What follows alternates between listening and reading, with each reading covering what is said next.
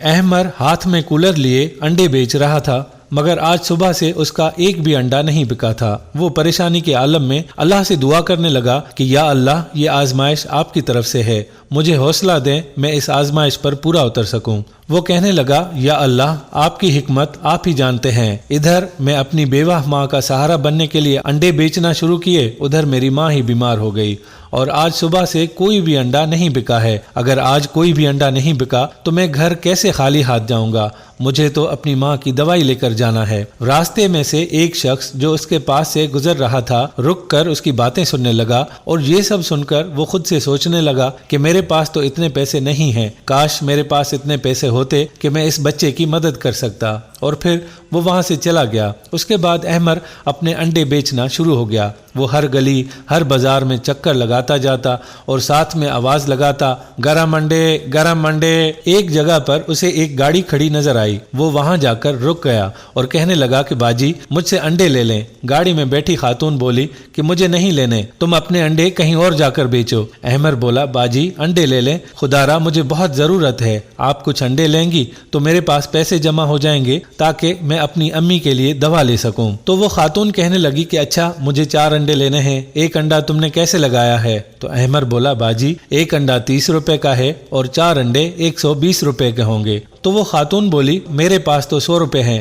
اگر 100 روپے میں 4 انڈے دو گے تو میں لوں گی، اگر نہیں تو پھر میں ایک بھی انڈا نہیں لوں گی۔ احمر تھوڑی دیر خاموش رہا اور پھر کچھ سوچنے کے بعد اس نے اسے وہ 4 انڈے دے دیے اور 100 روپے رکھ لیے۔ اس کے بعد وہ خاتون اپنے پاس ہی بیٹھے ہوئے بیٹے سے بڑے مغرور انداز میں بولی کہ بیٹا پیسہ کمانا بہت مشکل ہے، اسی لیے ہمیں پیسوں کا سوچ سمجھ کر استعمال کرنا چاہیے، اور تمہیں بھی بڑے ہو کر ایک کامیاب بزنس مین بننا ہے، بالکل میری طرح۔ اسی لیے یہ جاننا سیکھو کہ کہاں زیادہ پیسہ استعمال کرنا ہے اور کہاں کم، اور تمہیں یہ بھی سیکھنا ہوگا کہ ہم مہنگی چیزوں کو سستے داموں کیسے خرید سکتے ہیں۔ اس کے بعد وہ خاتون اپنی گاڑی ڈرائیو کر کے ایک بڑے ریسٹورنٹ کے سامنے لے گئی اور اپنے بیٹے سے بولنے لگی آپ کو پتہ ہے نا کہ یہاں کا کھانا بہت مشہور ہے، چلو یہاں سے کھانا کھاتے ہیں۔ کھانا کھانے کے بعد وہ اپنے بیٹے سے کہنے لگی ہاں بیٹا آپ کو کیسا لگا کھانا؟ تو بیٹا بولا کہ مما کھانا تو بہت مزیدار تھا۔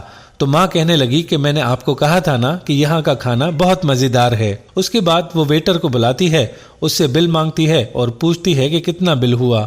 تو ویٹر کہنے لگا کہ میڈم آپ کا بل 2500 روپے ہے۔ تو وہ خاتون اپنے پرس سے 3000 روپے نکالتی ہے اور اسے دیتے ہوئے کہتی ہے کیپ دا چینج۔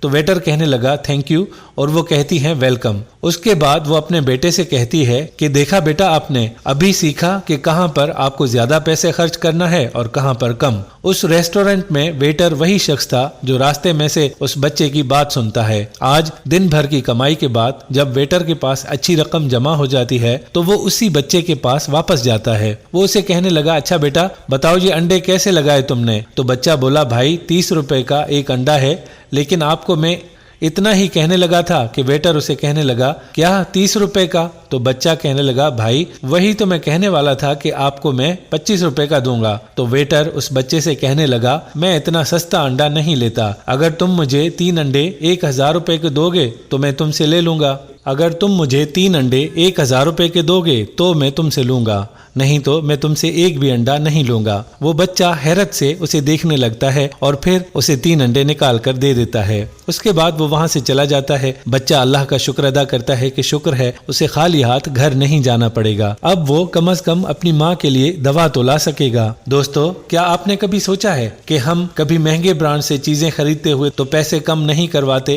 لیکن جب بھی ہم ایسے غریبوں سے کوئی چیز خریدنے لگتے ہیں تو ہم ان سے پیسے کم کیوں کرواتے ہیں؟ ہمیشہ ان کی مدد کرنے کی کوشش کیا کریں اور ان کو ان چیزوں کی قیمت سے کچھ زیادہ پیسے دے دیا کریں، ہو سکتا ہے آپ کی تھوڑی سی مدد سے کسی کا گھر چل سکے۔ دوستو ہم امید کرتے ہیں کہ آج کی ہماری ویڈیو آپ کو بہت پسند آئی ہوگی۔ اگر ایسا ہے تو ہماری ویڈیو کو لائک کرنا اور ہمارے پیج کو فالو کرنا ہرگز مت بھولیے گا۔